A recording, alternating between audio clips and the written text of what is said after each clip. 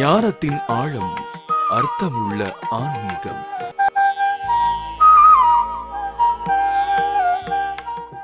அருட்பெரும் ஜோதி,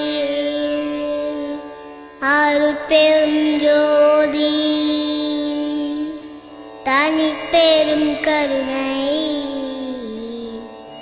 அருட்பெரும் ஜோதி. பெரும் ஜோதி அருட்பெரும் ஜோதி, தனிப்பெரும் கருணை, அருட்பெரும் ஜோதி. வள்ளல் பெருமான் திருவடிகளே சரணம் சரணம் சரணம். மெய்யன்பர்களே, அண்ணா ஆலயம் தோடைய பணி மிக சிறப்பான பணி. அதை வெறும் பணி என்று சொல்வதை விட திருப்பணி என்றே சொல்லலாம். கோவில்களில் திருப்பணி செய்வாங்க, 12 வருடங்களுக்கு ஒரு முறை கும்பாபிஷேகம்லாம் செய்வாங்க. ஏன்னா அந்த கோவில் நலிவடைந்து விடும் பொழுது, அது தளர்ந்து விடும் பொழுது அதை புதுப்பித்து ஒரு நல்ல நிலைக்கு கொண்டு வருவதற்காக அந்த கோவிலை ஒரு 10 ஆண்டு 12 ஆண்டுகளுக்கு ஒரு முறை திருப்பணி செய்வாங்க. அதுபோல் இந்த மனித தேகமும் ஒரு ஆலயம்தான். மனித தேகம் இறைவன் வீட்டிருக்கின்ற ஒரு ஆலயம். இந்த மனித தேக ஆலயம் நலிவடைந்து விடாமல், மனித தேகமானது நலிவடைவதற்கு முக்கியமான ஒரு காரணமாக இருப்பது உணவு.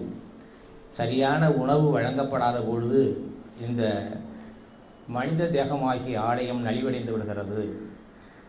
அதை நலிவை நீக்கி புதுப்பிக்கின்ற ஒரு திருப்பணியை இந்த அருள்ஜோதி அண்ணாலயம் செய்யும் பொழுது இதை வெறும் பணி என்று சொல்லாமல் திருப்பணி என்று அழைக்கலாம் என்று நினைக்கின்றேன். அதில் சதீஷ் அடிகள் ஐயா அவர்கள் இந்த பணியை மிக சிறப்பாக செய்து வருகிறார்கள்.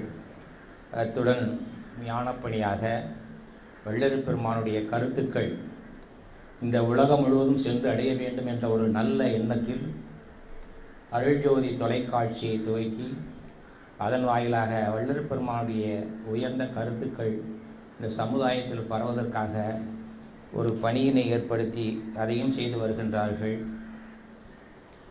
அதில் எனக்கும் சில வாய்ப்புகளை கொடுத்து நானும் இந்த தொலைக்காட்சியிலே ஐயாவுடைய கருத்துக்கள், சில கருத்துக்களை நாம் பகிர்ந்து கொண்டிருக்கின்றோம். அந்த வகையில் இன்றைக்கு வள்ளலாரை பற்றி, வள்ளலாருடைய நெறியை பற்றி சில கருத்துக்களை பேச வேண்டும் என்று என்னை கேட்டுக்கொண்டார்கள். அந்த அடிப்படையிலே இங்கே நாம் இப்பொழுது அமர்ந்திருக்கின்றோம்.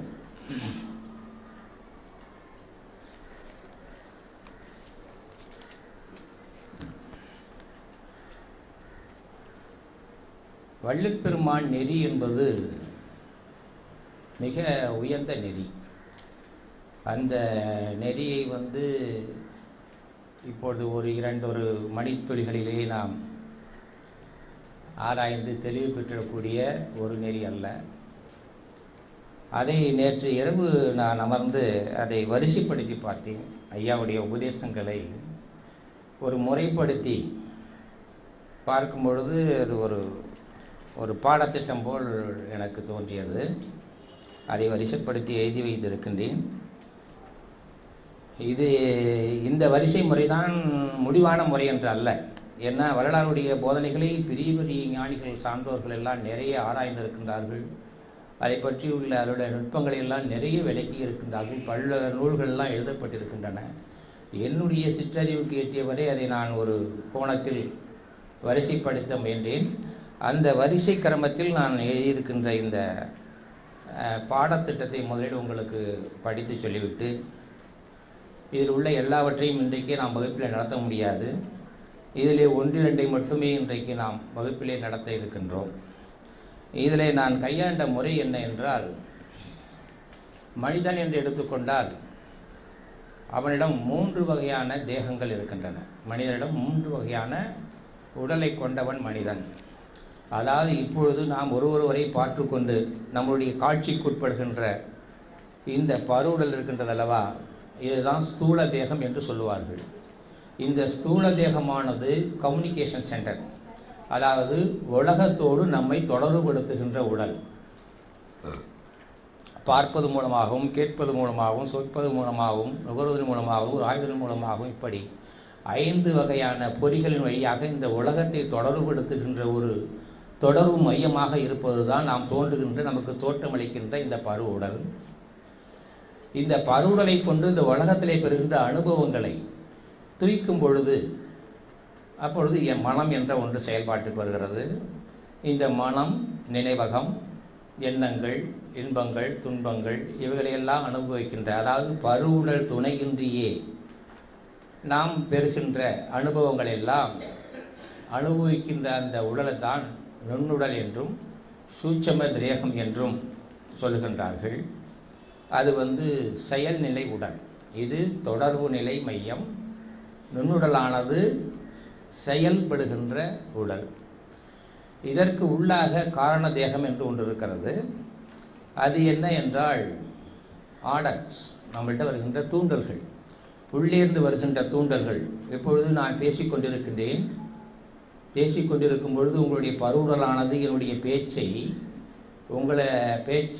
கேட்டு உங்களுக்கு சொல்கிறது. அதாவது இந்த மைக்கானது என்னுடைய வார்த்தைகளை பெற்று அங்கே பதிவு செய்து அல்லது வெளிப்படுத்துவது போல என்னுடைய வார்த்தைகளை உங்களுடைய காதுகள் பெற்று உள்ளே இருக்கின்ற நுண்ணுடலுக்கு சொல்லுகிறது.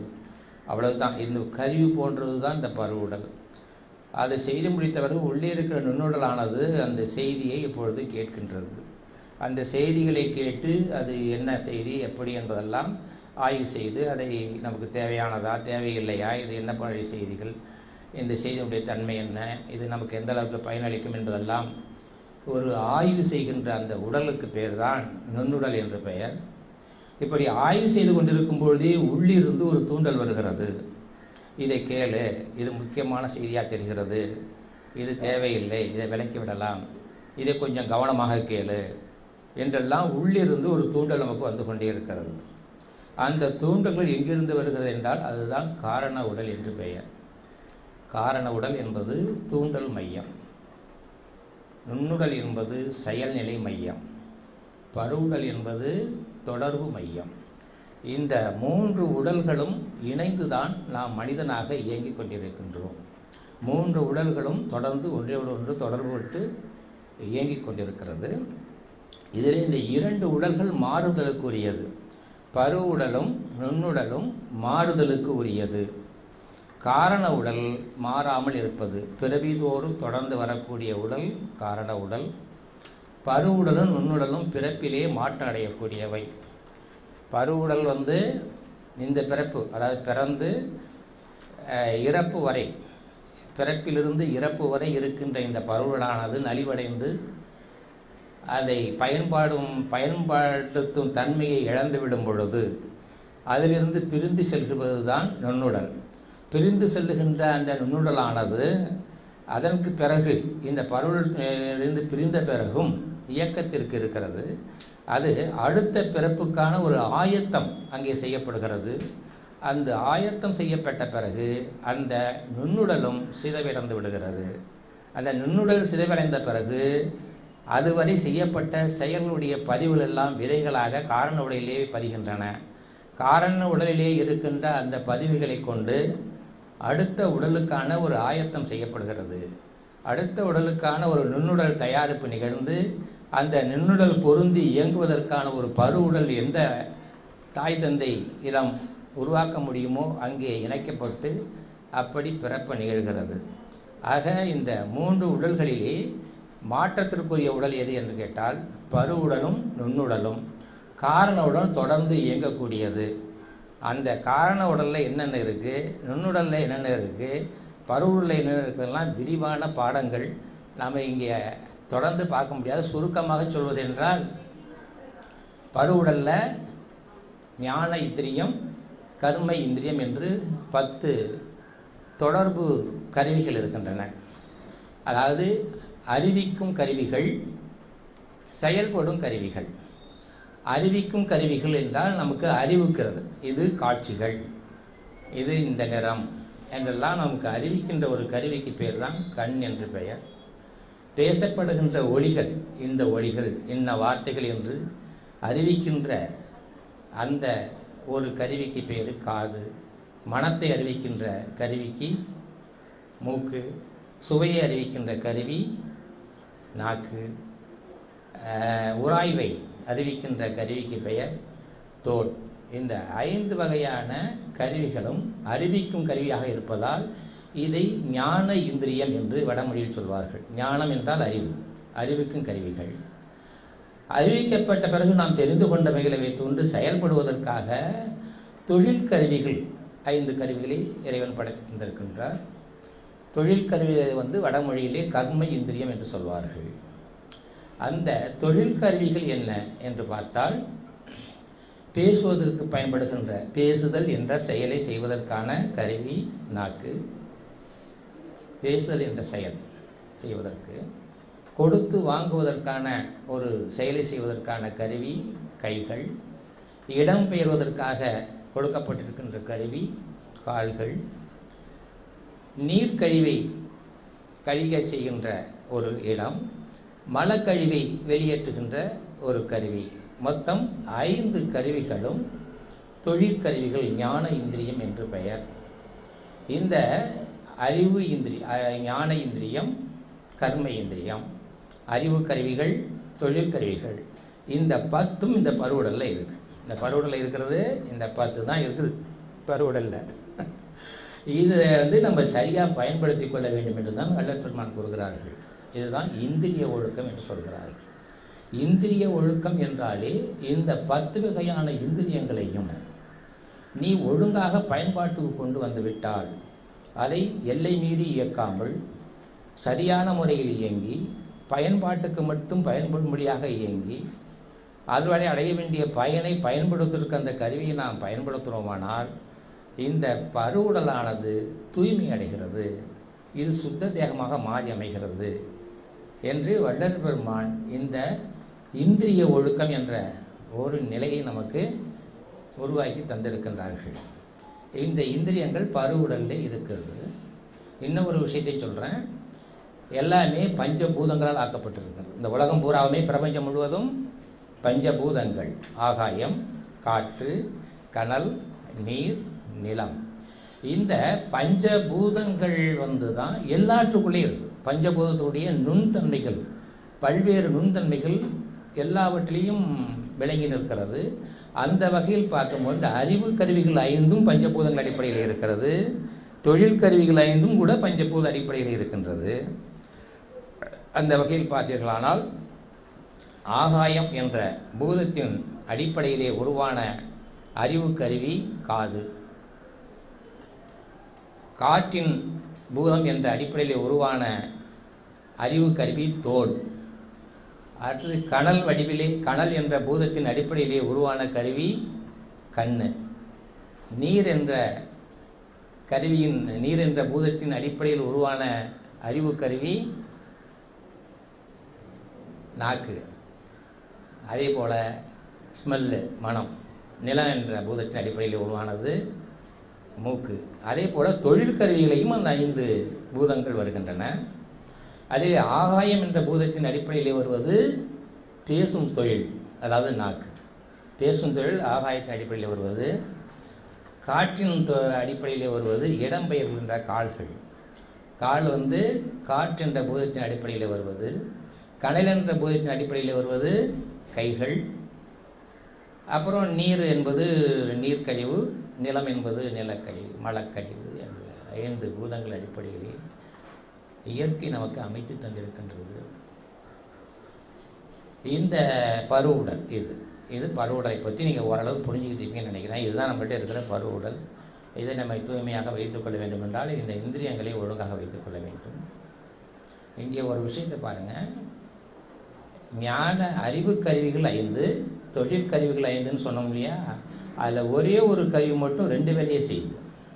ஒரே ஒரு கருவி மட்டும் 2 வேலைகளையும் செய்யுது. தொழிலையும் செய்யுது, அறிதலையும் செய்கிறது. அறிவு வேலையும் செய்யுது, தொழில் வேலையும் செய்கின்ற ஒரு கருவி உண்டு இந்த 5ல். எது தெரியுமா?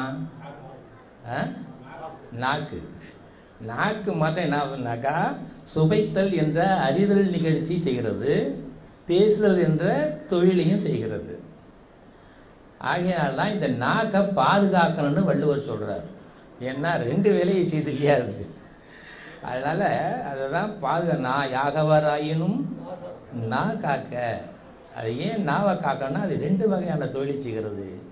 தொழில் ரீதியான ஒரு வேலையையும் அறிவு ரீதியான ஒரு வேலையும் செய்கிறது. வேடிக்கை பாருங்க, எல்லாத்தையுமே கதவு இல்லாமல் படிச்சிருக்காரு. காதுக்கு கதவு இல்லை, மூக்குக்கு கதவு இல்லை, தோலுக்கு கதவு இல்லை, என்ன அந்த கண்ணுக்கு கூட கதவு கிடையாது. இமைகள் எப்படின்னாக்கா உறங்கும் பொழுது மூடிக்கொள்கின்றன. பகலில் தூசியை தான் துடைக்குது. மூடி திறக்கிறது தூசியை துடைப்பதற்காக தான் இருக்கிறது. அது கூட திறந்து தான் இருக்குது. எல்லாவற்றையுமே திறந்து விட்டவர் நாக்குக்கு மட்டும் 2 கேட்டு போட்டு வச்சிருக்காரு. என்னென்ன கேட்டு? டபுள் கேட்டு போட்டு வச்சிருக்காரு. ஒரு கிரில்லு கேட்டு, ஒரு சாதா கேட்டு. கிரில்லு கேட்டா தெரியுதா? கிரில்லு கேட்ட ஒன்று போட்டு சாதா கேட்டை போட்டு டபுள் டோர் கேட்டு போட்டிருக்கிறார். ஆனால் அதையும் மீறி நாம் அந்த கேட்டையும் மீறி வெளியிட வந்துடுறதுனால தான் இழிவுபடுகிறோம் என்று வள்ளுவர் சொல்கிறார். யாகவராயினும் நாகாக்க காவாக்கால் சோகாப்பர் சொல் இழுக்குப்பட்டு.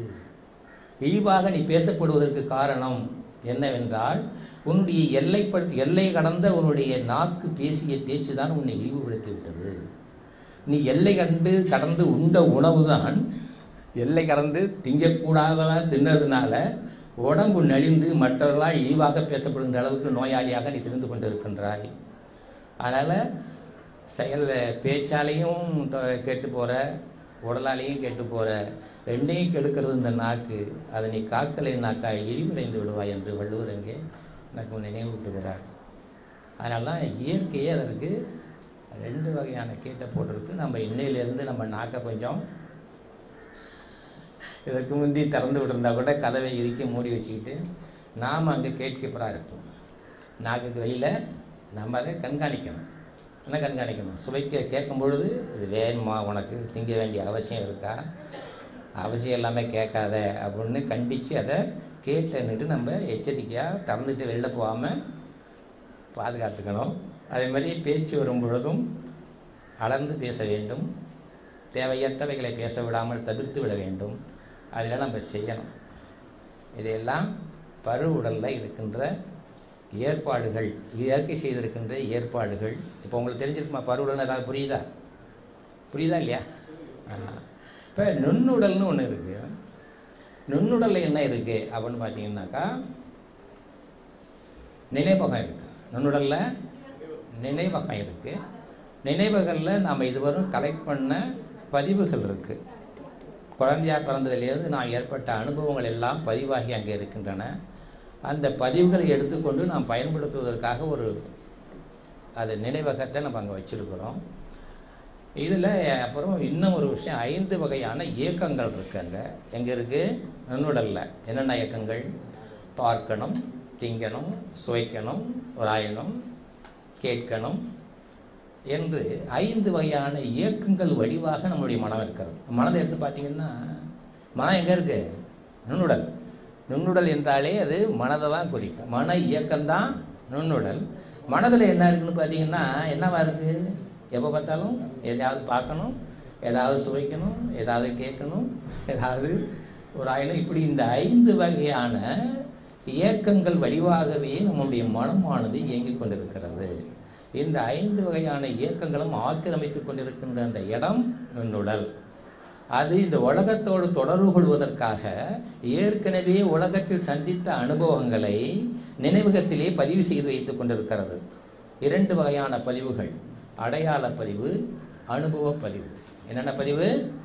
அடையாள பதிவு. அடையாள பதிவுன்னா நமக்கு குழந்தையாக பிறந்த பிறகு ஒரு பொருளை பார்க்கிறது. இப்போது ஒரு பந்தை பார்க்கிறது.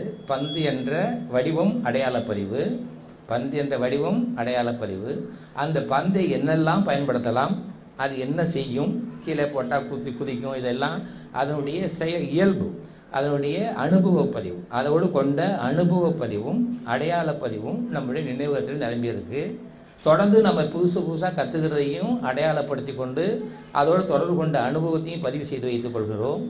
ஏனென்றால் திரும்பவும் வாழ்க்கையை வாழும் பொழுது அதோடு ஒப்பிட்டு பார்த்து வாழ்க்கையை வாழ்வதற்காக அடையாள பதிவு அனுபவ பதிவு ரெண்டும் எங்கே இருக்குது? நினைவகத்தில் இருக்குது. நினைவகம் எங்கே இருக்குது? நுண்ணுடலில் இருக்குது. இதுக்கு பிறகு நிறைவேறாத இயக்கங்கள்னு ஒன்று இருக்குது. நிறைவேறாத இயக்கங்கள்னு ஒன்று இருக்குது, அதுவும் அந்த நின்னுடலில் இருக்குது. இதற்கு மேலே நாம் பெற்ற பயன், உலகத்தோடு தொடர்பு கொண்டு பெறுகின்ற அனுபவ பயனாக 2 வகையான பயன் நமக்கு வருகிறது. ஒன்று உடன்பாட்டு பயன், இன்னொன்று எதிர்மறை பயன். அனுபவம் நம்ம விருப்பப்படி தூக்க முடிஞ்சதுனாக்கா அது என்னாவது? அன்பு, இரக்கம், தயவு, கருணை, விட்டு கொடுக்கின்ற மனமார்பு, பகிர்ந்தளிக்கும் பண்பு, இந்த மாதிரி ஒரு உடன்பாட்டு பதிவுகள் அதெல்லாம் நம்ம நினைவகத்தில் பதிவு பண்ணி வச்சுருக்கிறோம். நம்ம விருப்பப்படி பயனை தூக்க முடியாமல் போகும்போது ஏற்படுகின்ற விளைவு இருக்கு இல்லையா, அது கோபம், பொறாமை, வஞ்சனை, சூது, காமம், குரோதம், லோபம் என்று எதிர்மறை பதிவுகளாக நினைவகத்திலே பதிவு வைத்திருக்கின்றோம். இப்பொழுது நம்ம நினைவகத்தில் என்னென்ன இருக்குன்னு பார்த்தா உடன்பாட்டு பதிவுகள், எதிர்மறை பதிவுகள், நிறைவேறாத இயக்கங்கள், அடையாள பதிவு, அனுபவ பதிவு, இவை எல்லாம் நினைவகத்தில் வைத்துக்கொண்டு அதை எடுத்து நாம் நுண்ணுடலில் பயன்படுத்துகின்ற ஒரு நிலையை நாம் உருவாக்குகிறோம். அதுதான் நுண்ணுடல். அந்த நுண்ணுடலில் இப்போ உங்களுக்கு நுண்ணுடல் அவர்களுக்கு புரியுதா? இதுதான் நமக்கு நுண்ணுடல்னு பெயர். ஏன் இதை நான் கொஞ்சம் விலக்கி சொன்னால் சில பேருக்கு 3 உடல் இருக்கிறதே தெரியல. நான் ஒரு உடம்பு தானே, அது இருக்கிற ஒரு உடம்பு தானே, இதுக்குள்ள 3 உடம்பு இருக்குன்னு சொன்னால் என்ன எப்படி எடுத்துக்க முடியும்னு நினைக்கிறாங்க. பார்வையில் இருக்கின்ற ஒரு உடம்பு தான், அதுக்குள்ளற நுண்தன்மையில் இருக்கின்ற 3 உடல்கள் இருக்கின்றன என்பதை தெளிவாக புரிந்து கொண்டால்தான் மேற்கொண்டு நான் பல உண்மைகளை, பேருண்மைகள்லாம் புரிந்து கொள்ளும் பொழுது சுலபமாக புரிந்து கொள்ள வேண்டும். அதாவது நம்ம எல்லாத்தையும் ஆராய்ச்சி பண்ணுறோம். எது எல்லாத்தையும்? உலகத்தை பற்றி ஆராய்ச்சி பண்ணுறோம், உலகத்தில் கண்டதையெல்லாம் ஆராய்ச்சி பண்ணுறோம், மற்றவன் எப்படி இருக்கான், என்ன செய்கிறான் அப்படிங்கிறதெல்லாம் தெளிவாக ஆராய்ச்சி பண்ணுறோம். நம்மளை பற்றி நம்ம ஆராய்ச்சி பண்ணியிருக்கோமா? நாம் என்ன செய்கிறோன்னு நாமளே நம்ம செயலை தனியாக நின்று பார்த்துருக்கோமா? கிடையவே கிடையாது.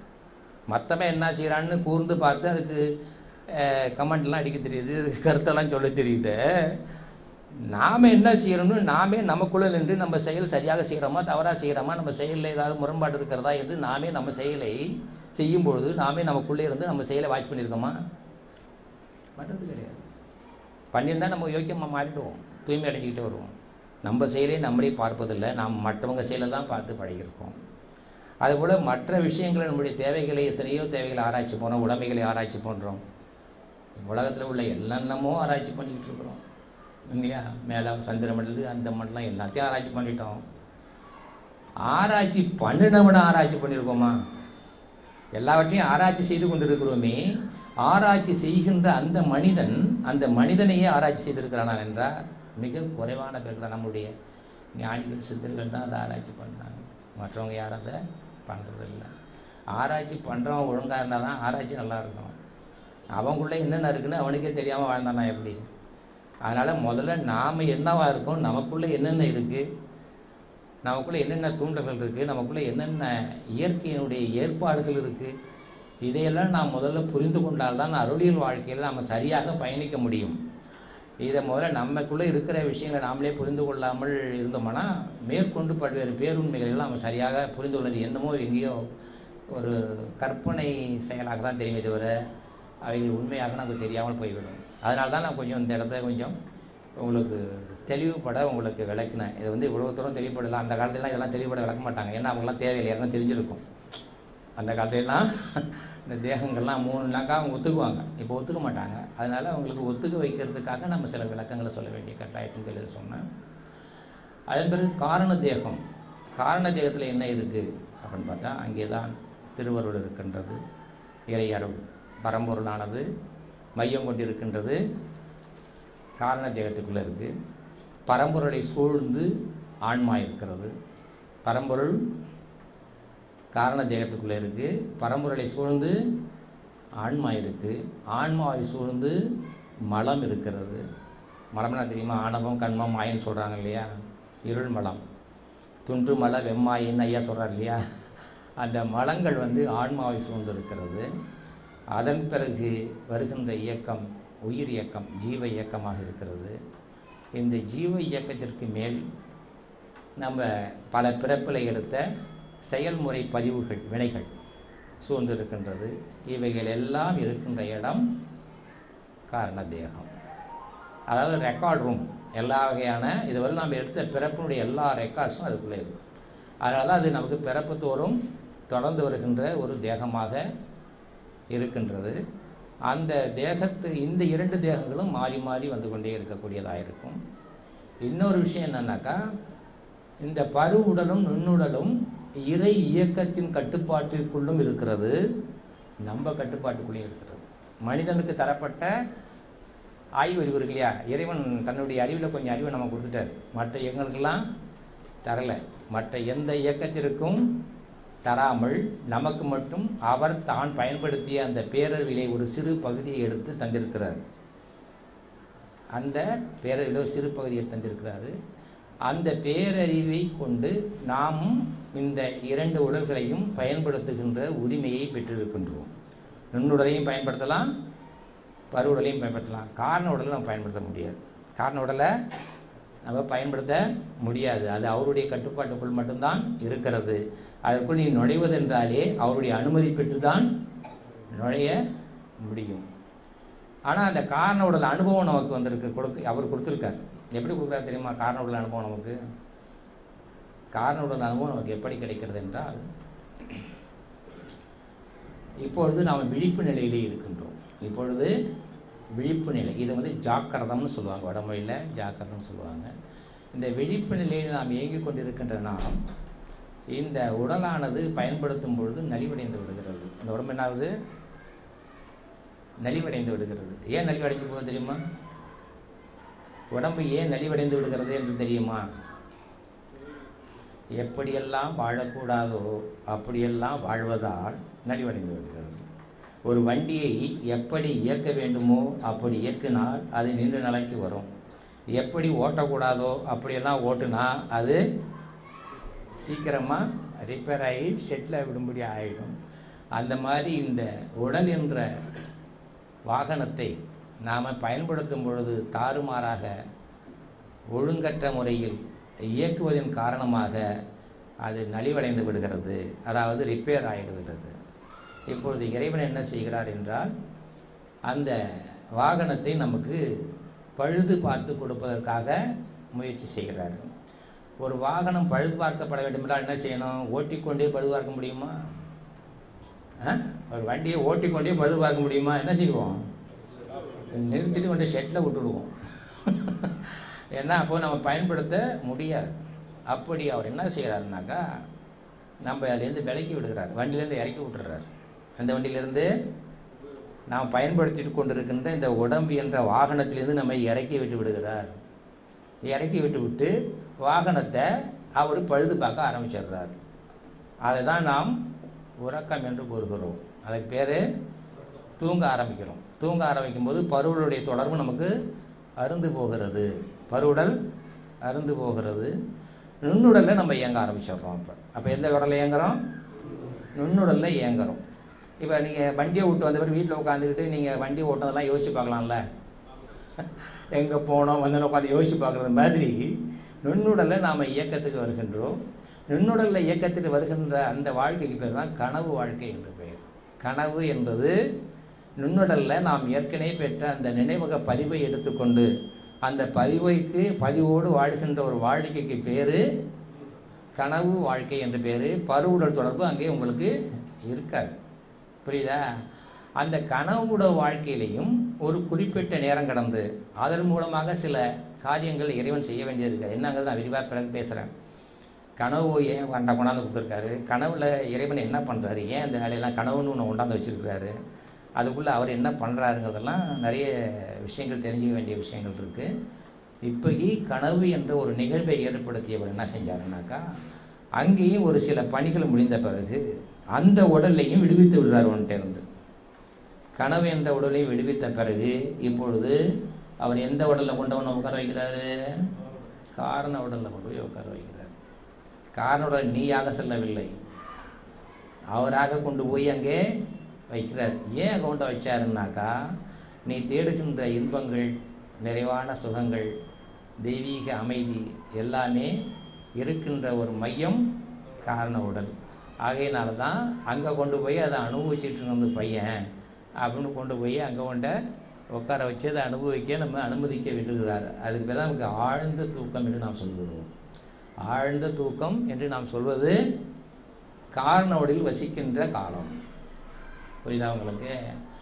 இப்போ இந்த பருவுடல், நுண்ணுடலை நீங்கள் பார்த்துருக்கிறீங்களா? யாராவது நுண்ணுடலை பார்த்துருக்கிறீங்களா? அதாவது ஆவியை பேயை பார்த்தது மாதிரி அர்த்தம் இல்லையா? நம்மளுடைய ஆவியை பார்த்தது இருக்குங்களா? நுண்ணுடலை பார்த்துருக்கீங்களா? யாராவது பார்த்தது இல்லையா? கனவுலே காணுகின்ற உடல் தான் ஏன் நுண்ணுடல், வேற ஒன்றும் கிடையாது. கனவுலே நாம் ஒரு உடலை பார்க்குறோமா அல்லவா? நம்ம உடலையே நாமே அங்கே பார்க்குறோம்ல. கனவுலே ஒரு உடல் அது பார்க்கறது, பேசுது, சாப்பிடுது, சண்டை போடுது, எல்லாம் செய்தா இல்லையா? அதுக்கு கை காலெலாம் இருக்குது, எல்லா உணர்வுகளும் எல்லா புலன்களும் வேலை செய்தா இல்லையா? ஆனால் இந்த கை வேலை செய்யலை, இந்த கண்ணு பார்க்கல, இந்த உடல் இயங்கலை. இந்த உடலில் உள்ள அவயங்கள் போல ஒரு அவயங்கள் அதுக்கு இருக்குது. அந்த அவயங்களை கொண்டு அது இயங்குவதை நாம் பார்க்குறோமா இல்லையா? கனவுல இருக்கா இல்லையா? அந்த உடல் தான் நுண்ணுடலுக்கான உண்மையான உடல். புரியுதா உங்களுக்கு? அந்த உடலுக்கு காரண உடலுக்கு போன பிறகு அந்த உடலை எழுந்தார். ஏன்னா நான் முன்னாடியே சொல்லியிருக்கேன், மாறுதலுக்கு உரியது 2 உடல்கள், நுண்ணுடலும் பருவுடலும் மாறுதலுக்குரியதாக இருப்பதால் இறைவன் படைத்து கொடுத்த உடல்கள் அது இந்த பிறப்பு வரையிலும் இருக்கும். அடுத்த பிறப்பில் அதை சிதைத்து எடுத்துடுவார். ஆனால் காரண உடல் நிரந்தரமாக இருப்பதால், அது அருவத்தன்மை உடையதாக இருப்பதால் அங்கே உடல்கள் கிடையாது. அங்கே நமக்கு உடம்பு கிடையாது. அங்கே உடம்பற்ற நிலையிலே நம்ம அங்கே உறக்கத்தை அனுபவிக்கிறோம். அவர் என்ன சொல்லி டெல்லியில் வண்டியை ரிப்பேர் பண்ணிட்டு இருந்தார் இல்லையா ஐயா? வண்டியெல்லாம் ரெடி பண்ணிட்டாரு. சரி, ஓகே, இப்போ வண்டியெல்லாம் மறுபடியும் ஓட்டுறதுக்கு தயாராகிட்டுனா என்ன செய்வார்? காரண உடலில் இருக்கிற நம்மை கொண்டு வந்து கனவு உடலை நிறுத்துவார். கனவு உடலை நிறுத்தினோட நினைவகத்துடைய தொடர்பு ஏற்படும். நினைவகத்தில் தொடர்பு ஏற்பட்ட பிறகு வண்டியில் ஏறி உட்கார வச்சு ஓட்டுறா ராஜான்னு அனுப்பிடுவார். நம்ம இதை விளங்குதா? இது நம்மளுடைய ஹிஸ்ட்ரி. யாருடைய? ஒவ்வொரு மனிதனுடைய உண்மை வரலாறு இருக்குது. எல்லாருக்குள்ளேயும் நடைபெறுகின்ற இதெல்லாம் நடக்குதா இல்லையா? நான் சொல்கிறதெல்லாம் நம்மளை பற்றி நம்ம வரலாறே நமக்கு தெரியலாமல் வாழ்ந்தா எப்படி? அதனால் இங்கே ஒரு ரகசியம் உங்களுக்கு சொல்ல முடியும். பருவுடலிலிருந்து உங்களை பிரித்தது யார்? அவர் இல்லையா? நுண்ணுடலிருந்து உங்களை பிரித்தது யார்? அவர் இல்லையா? அப்புறம் காரண உடலில் கொண்டு உட்கார வச்சது யார்? அவர். திரும்பவும் கொண்டாந்து விட்டது அவர். இந்த வேலையை நீயே செய்ய முடிந்தால், நீயாகவே பருவுடலிருந்து உன்னை விலகி, பருவுடலிருந்து நீ விலகணும் நீயாக. புரியுதா உங்களுக்கு? பருவுடலிருந்து உன்னால் உன்னை விலகி கொள்ள முடிந்தால், பருவுடல் இருக்கணும், ஆனால் நீ பருவ தொடர்பு இல்லாமல் ஒன்று அதுலேருந்து விளக்கணும். விலகி அப்புறம் நுண்ணுடல்னா நினைவக பதிவு, நினைவகத்தினுடைய ஆதிக்கங்கள் தானே. நினைவகத்திலிருந்து விடுபட்டு இப்போ நுண்ணுடலிருந்து விடுபட்டுற. உலக தொடர்பிலிருந்து அருந்து போச்சுன்னா பருவில் அருந்து போகுது, நினைவகத்திலிருந்து அருந்து போச்சுன்னா நுண்ணுடலில் அருந்து போகுது. இதன் பிறகு நீ காரணங்களுக்குள்ள நுழைஞ்சின்னா இப்போது அவர் நுழைக்கிறாரா, நீ நுழையிறியா? நீயாக நுழைகிறாய். காரண உடலில் நீயாக உள்ளே போகும் பொழுது பருவுடல் தொடர்பையும் நுண்ணுடல் தொடர்பையும் நீயாகவே அறுத்து கொண்டு காரண உடல் நுழைய முடிஞ்சால் அங்கே இருக்குன்னு அந்த தூக்கத்திற்கு பேர் சமாதின்னு பேர். புரியுதா? இப்போது நாமளா அவரும் கொண்டு தூங்க வச்சா அதுக்கு பேர் தூக்கம்னு பேர். நீயாக போய் உட்காந்தீங்கன்னா அதுக்கு பேர் சமாதின்னு பேர். ஏன்னா நீ விழிப்போடு போகிறங்க, கான்சியஸோடு போகிறங்க. நீங்கள் கான்சியஸ் இல்லாமல் போனால் அது தூக்கம். புரியுதா? இப்போ கான்சியஸோடு போனால் அதுக்கு பேர் சமாதின்னு பேர். ஞானியர்கள்லாம் அப்படி தான் போனாங்க. அவங்களுக்கு தெரியும் பருவுடலிருந்து பிரித்து வாழுகின்ற கலை, நுண்ணுடலிருந்து பிரித்து வாழுகின்ற கலைகளை பயின்று பயின்று பக்குவப்பட்ட பிறகு ஒரு நாளைக்கு சொல்லிடுவாங்க, நான் அன்றைக்கி சமாதி ஆக போகிறேன் அப்படின்னு சொல்லிவிட்டு உட்காந்து என்ன செய்வாங்க, முதல்ல பருவுடலேருந்து பிரிப்பாங்க. பருவுடலேருந்து பிரித்த பிறகு அப்புறம் நினைவகத்துலேருந்து பிரிப்பாங்க. பிரிச்சுட்டு காரண உடலில் போய் அப்படியே உட்காந்து அங்கேருந்து வெளியில் வராமல் இருந்துடுவாங்க. விளக்குதா? இது வந்து ஜீவ சமாதின்னு சொல்லுவாங்க. புரியுதா உங்களுக்கு? அதெல்லாம் வந்து ஞானிகள்கிட்ட இதெல்லாம் சாத்தியப்படக்கூடிய விஷயமானா எல்லாருக்கும் சாத்தியப்படும் வகையில் இறைவன் படைச்சிருக்கார். மனிதனா பிறந்த அனைவருமே ஒரு மனிதன் அடைந்த ஒரு நிலை, எந்த ஒரு மனிதன் எந்த நிலையை அடைந்திருந்தாலும் அந்த நிலையை எல்லா மனிதனும் அடையும் வகையில் எல்லா மனிதனும் படைக்கப்பட்டிருக்கிறான். அதுதான் உண்மை. ஆனால் அதை பயன்பாட்டுக்கு கொண்டு வருவதும் வராததும் நம்மளுடைய விருப்பத்தை பொறுத்தது, செயலை பொறுத்தது, முயற்சியை பொறுத்தது. புரியுதா உங்களுக்கு? அதனால் அந்த மாதிரி நாமளாகவும் போக முடியும். பருவுடல்லேருந்து பிரிக்கிறது, உணர்வு நம்மகிட்ட இந்த உறுத்தல், நம்ம உடல்லேருந்து கான்சியஸ்லேருந்து பிரிக்கணும். பாடி உணர்வுலேருந்து பிரித்து நம்ம தியான நிலையில் அப்படி கொண்டு போகணும்.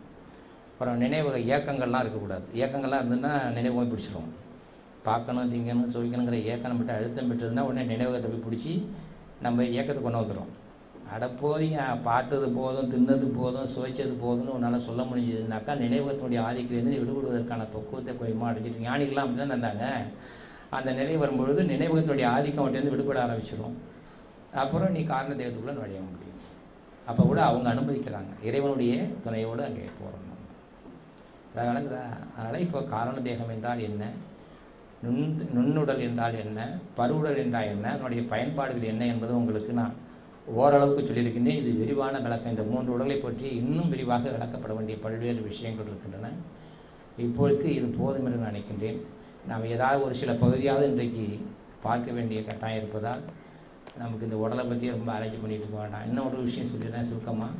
இந்த 2 உடல்களையும் இணைக்கின்ற, 3 உடல்களையும் இணைக்கின்ற இணைப்பு உடல் என்பது எவ்வளோ தூரம் பண்ணி வச்சுருக்காருன்னு நினைக்கிறீங்களா? இருக்குது. பருவுடலையும் நுண்ணுடலையும் இணைக்கின்ற இணைப்புக்கு பேர் ஆற்றல் உடல்னு பேர். பருவுடலையும் நுண்ணுடலையும் இணைக்கின்ற உடல் ஆற்றல் உடல். நுண்ணுடலையும் காரண உடலையும் இணைக்கின்ற உடலுக்கு அறிவு உடல் என்று பெயர். இப்போ மொத்தம் எத்தனை ஆச்சு? 5 ஆயிடுச்சு இல்லையா? இதுதான் பஞ்ச கோஷங்கள்னு சொன்னாங்க. இதுக்கு பேர் பஞ்ச கோஷங்கள். பருவுடல் வந்து அன்னமய கோஷம், நுண்ணுடல் வந்து மனோமய கோஷம், காரண உடல் வந்து ஆனந்தமய கோஷம். இந்த பருவுடலையும் நுண்ணுடலையும் இணைக்கின்ற கோஷத்திற்கு பேர் பிராணமய கோஷம். பிராணமய கோஷம்னா ஆற்றல் உடல் என்று பெயர். இந்த நுண்ணுடலையும் காரண உடலையும் இணைக்கின்ற உடலுக்கு பெயர் விஞ்ஞானமய கோஷம். விஞ்ஞானம்னா அறிவு. அறிவுனாக்கா இறைவரி இல்லை, நம்ம கொடுக்குற அந்த ஆய்வறிவு இருக்கு இல்லையா, அந்த அறிவு இயங்குகின்ற ஒரு மையம். அதாவது காரண உடலிலிருந்து தூண்டல் வரும், காரண உடலிலிருந்து தூண்டல் வரும். தூண்டலை வந்து விஞ்ஞானமய கோஷத்தை பிளான் பண்ணுவோம். விஞ்ஞான கோஷத்தில் திட்டமிடுதல். திட்டமிட்ட பிறகு மனோமய கோஷத்தில் வந்து செயல்பட ஆரம்பிப்போம். செயல்படுவதற்கான கருவிகள் எடுத்துக்க போகிறோம். செயல்பட என்னென்ன செய்யலான்னு பிளானை வந்து சக்ஸஸ் பண்ணுறதுக்கான முயற்சி உருவாகி விடுகிறது. இப்போ வந்து பருவுடலை கருவியை பயன்படுத்தி முயற்சி செய்ய போகிறோம். இப்போ இடையில நமக்கு எனர்ஜி வேணும் இல்லையா? அந்த எனர்ஜி வந்து ரெண்டையும் இணைக்கிற உடல் ஆற்றல் உடல். பிராணமய கோஷமானது மனோமய கோஷத்தை உருவாக்குற அந்த சக்ஸஸ் பண்ணக்கூடிய ஒரு செயலை சக்ஸஸ் பண்ணுறதற்கு உடம்புங்கிற கருவி ரெடியாக இருக்குது. கருவியும் சக்ஸஸ் பண்ணுற ஆளும் இருந்துட்டா போதுமா? எனர்ஜி வேணும் இல்லையா? அந்த எனர்ஜியை சப்ளை பண்ணுற ஒரு உடல் வந்து பிராணமய கோஷம்னு பேர். இப்போ புரியுதா உங்களுக்கு? 5 பஞ்ச கோஷங்கள்னு சொல்லுவாங்க. இதை 3 உடல்கள் 5 கோஷங்கள் என்று சொல்லுவாங்க. இது வரையிலும் போதும்னு நினைக்கிறேன். உங்களுக்கு ஓரளவுக்கு தெளிவு அடைஞ்சிருப்பீங்கன்னு நினைக்கிறேன். தெரியுதா? ஏதாவது புரியலையா? இதில் ஏதாவது சந்தேகங்கள் தான் கேளுங்கன்னாக்கா. எங்கே இருக்குன்னு கேட்குறீங்களா? அதாவது இல்லை, அவர் கேட்குற கேள்வி நல்ல கேள்வி. பருவுடல் எங்கே இருக்குன்னு உங்களுக்கு தெரியும். பருவுடல் எங்கே இருக்குன்னு தெரியுமா இல்லையா? பருவுடல் எங்கே இருக்குன்னு தெரியாதா? அதுதான். அதில் கண் எங்கே இருக்குது, வாய் எங்கே இருக்குது, மூக்கு இருக்குன்னு தெரிஞ்சு போச்சு. ஓகே. மற்ற கோஷங்கள் எல்லாமே நான் சொன்னது மாதிரி காரண தேகத்தை சூழ்ந்து இருக்கக்கூடியவை. காரண தேகத்துக்குள்ள தான் இறைவன் இருக்கார், பரம்பொருள் இருக்கிறது.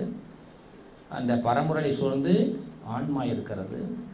ஆன்மாவை சூழ்ந்து மலம் இருக்கிறது. மலத்தை சூழ்ந்து ஜீவன் இருக்கிறது. ஜீவனை சூழ்ந்து பிறப்புக்கான வினைப்பதிவுகள் இருக்கின்றன. இதோடு சேர்ந்த இந்த காரண தேகம் சிர நடுவில் இருக்கிறது. எங்கே இருக்கிறது? சிர நடு. பிச்சூற்றி பிணியல்னு சொல்கிறாங்களே, ஒரு கிளாண்ட் சொல்கிறாங்க பார்த்தீங்களா? அந்த சிர நடு.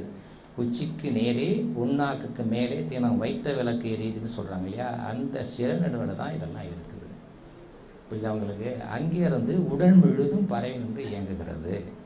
அப்படி பறவை நின்று இயங்கும் பொழுது இந்த நுண்ணுடல்னு ஒன்று சொன்னோம் பார்த்தீங்களா, இப்போ பரு உடல் உங்களுக்கு கண்ணு காது மூக்கெல்லாம் இங்கே இருக்கலாம், அதனுடைய கட்டுப்பாடு அங்கே தான் இருக்குது சிறநடுவில். இந்த மைக்கு இங்கே இருந்துட்டு ஒழிக்கலாம், ஆனால் இதனுடைய கட்டுப்பாடு அவர்கிட்ட இருக்குது இல்லையா. இது செயல்படாமையும் செயல்பட வைப்பதும் அவருடைய கட்டுப்பாட்டுக்குள்ளே இருப்பது போல் இந்த பருவுடல் உங்களுக்கு தோன்றி இருக்கிறது. இங்கெங்கே தான் கண் இருக்குது, இங்கே தான் வாய் இருக்குது, இங்கே தான் மூக்கு, நீங்கள் சொல்லலாம். அது இங்கே மைக்கு இருக்குன்னு சொல்கிறது மாதிரி தான். இது வெறும் ஜடம் ஆக்கிடலாம் அவர் நினைச்சாருன்னா, முடியும்ல. அதுபோல் உள்ளே இருக்கின்ற அந்த சிறநடுவில் இருக்கின்ற அந்த தூண்டல்கள் தான் இவை எல்லாவற்றையும் இயக்கி கொண்டிருக்கிறது. அந்த வகையில் பார்க்கும் பொழுது பரு உடல் நுண்ணுடல்னு 2 உடல் சொன்னோம் இல்லையா. காரண உடல் சிறநடுவில் இருக்குன்னு சொன்னோம் இல்லையா.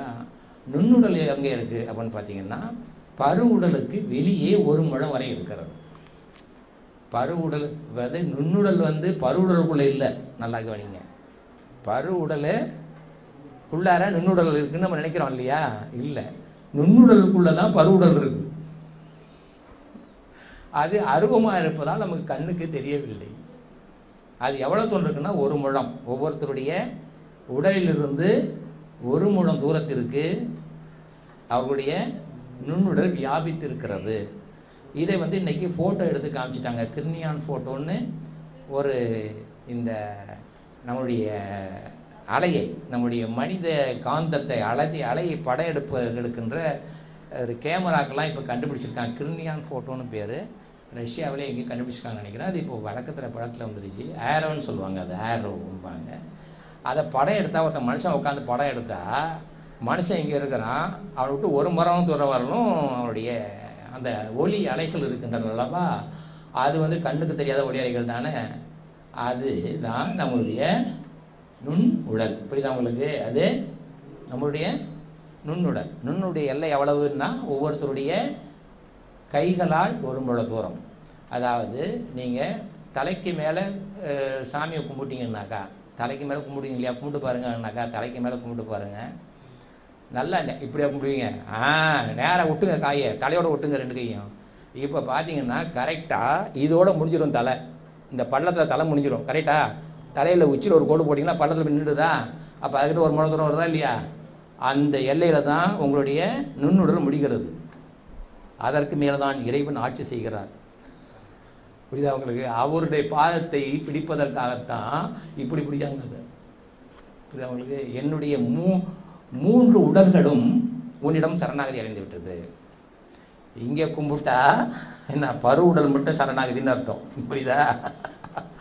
இங்கே கும்பிட்டா காரண உடல் சமாதி, அங்கே விட்டா நுண்ணுடலும் உனக்கு அடிமையா அப்படின்னு சொல்கிறதுக்கு தான் அப்படி இங்கே பிடிச்சாங்க. புரியுதா அவங்களுக்கு? அந்த 1 முழம் தூரம் வரலும் உன்னுடைய உடல் எல்லை இருப்பதால் அந்த எல்லை கடந்து நான் உன்னை எல்லை கடந்து இயங்குகின்ற உன்னை நான் வணங்குகிறேன் என்பதை குறிப்பதற்காகத்தான் இப்படி தொட்டு காமிச்சாங்க. இப்படி நல்லா பார்த்தீங்கன்னா அது இந்த இடத்துல முடிஞ்சிடும் சிரசுடைய மையம். அதுக்கு பிறகு 1 முழம் துயரத்தில் நம்முடைய நுண்ணுடலுடைய எல்லையில் இறைவன் நடனமிடுவதாக முன்னோர்கள் சொல்லியிருக்காங்க. புரியுது அவங்களுக்கு? அதனால தான் அதை அந்த இடத்த வணங்குறதுக்கு அப்படி மேலே தூக்கி வணங்கினாங்க. அதெல்லாம் ஒரு இப்போ நுண்ணுடல் கண்ணுக்கு தோன்றாவிட்டாலும் நம்ம உடலை சூழ்ந்து இருக்கிறது. இப்போ தியானங்களும் பண்ணீங்கன்னு வச்சிங்களேன், 1 முழம் தூரம் தள்ளி தான் உட்காந்து தியானம் பண்ணணும். யாராவது உட்காந்து தியானம் பண்ணும் பொழுது என்ன செய்யணும், நம்ம உட்காந்துருக்கும்போது நம்மளுடைய 1 முழம் இடைவெளி கேப் விட்டுடணும். அவருக்கும் உங்களுக்கும் 1 முழம் கேப் விட்டு உட்காந்து தியானம் பண்ணிங்கன்னா தான் அவங்களுடைய அலைகள் உங்களுக்குள்ளே செயல்படாமல் தவிர்க்கும். புரியுதா? இப்போ எங்கெங்கே இருக்குன்னு கொஞ்சம் உங்களுக்கு கேள்விக்கு பதில் புரிஞ்சுதா? நான் புரியலையா? புரிய மாதிரி இருக்கா? புரியலையா? இது வரையிலும் புரிஞ்சாலும் போதும் எனக்கு. ஏன்னா இது வரையிலும் புரியாத விஷயம் யாருமே இதை பற்றி யோசிக்காமல் இருந்ததை யோசிக்க வச்சோம் இல்லையா, அதுவே எனக்கு போதும் ஐயா. நீங்கள் யோசிக்க பின்னாடி நல்லாவே புரிஞ்சுக்குவீங்க. யோசிக்க ஆரம்பிச்சிட்டிங்க இல்லையா, அது வரலாம் எனக்கு போதும். இன்னும் நிறைய விளக்கங்களை நீங்கள் கேட்டுக்கிட்டே வந்தீங்கன்னா அவங்களுக்கு கன்ஃபார்ம் ஆகிடுவீங்க. இப்போக்கி நம்மகிட்ட 3 உடல்கள் இருக்கின்றன. அதில் காரண உடல் நம்முடைய சிறநடுவிலே மையம் கொண்டு இருக்கிறது என்பதை மட்டும் புரிந்து கொண்டால் போதும்.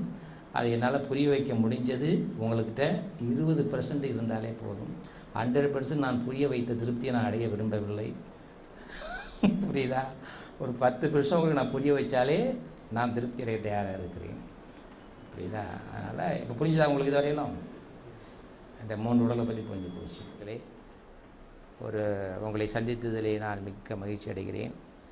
எல்லாற்றையும் விட இந்த பணியை, இந்த தொடர்பை ஏற்படுத்தி கொடுத்த செல்வ பூபதி, அப்புறம் ஐயா அவர்கள், அருள்ஜோதி தொலைக்காட்சி ஐயா அவர்கள், அந்த அம்மையார் அவர்கள், அவங்கெல்லாம் இருந்து இந்த ஒரு உங்களை சந்திக்கின்ற ஒரு இணைப்பை ஏற்படுத்தி கொடுத்ததற்கு நான் மகிழ்ச்சி அடைகிறேன். முடித்துக் கொள்கின்றேன். அருட்பெரும் ஜோதி அருட்பெரும் ஜோதி தனிப்பெரும் கருணை அருட்பெரும் ஜோதி. வள்ளல் பெருமாள் திருவடிகளே சரணம் சரணம் சரணம்.